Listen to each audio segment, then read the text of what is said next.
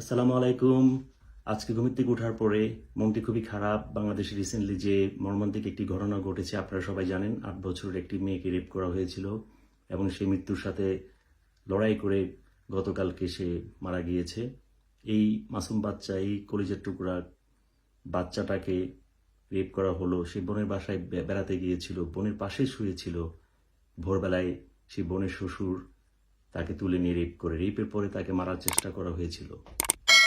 তো আপনারা বলুন, আপনারা কমেন্ট করুন প্লিজ ভিডিওতে এবং শেয়ার করুন নিজের নিজের জায়গা থেকে, যাতে এই সাইকোলজিক্যালি ইমব্যালেন্সড বুইড়ার বুড়া হারামজাদা তার বিচার হয়।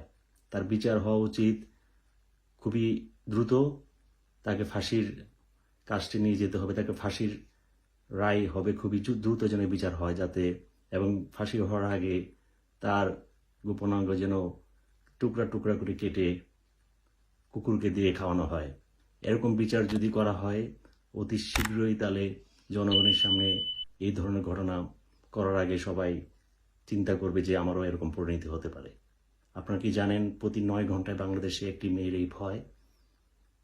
আমাদের জাতির যে মধ্যে যে রেসপেক্ট, যে মরালিটি, সেটি কমপ্লিটলি ধ্বংস হয়ে গিয়েছে। সেগুলোকে আবার রিস্টাবলিশ করতে হবে এবং এই বুইড়ার হারামজাদা হাঁটু মিয়া নাকি নাম, তার দ্রুত বিচার করতে হবে।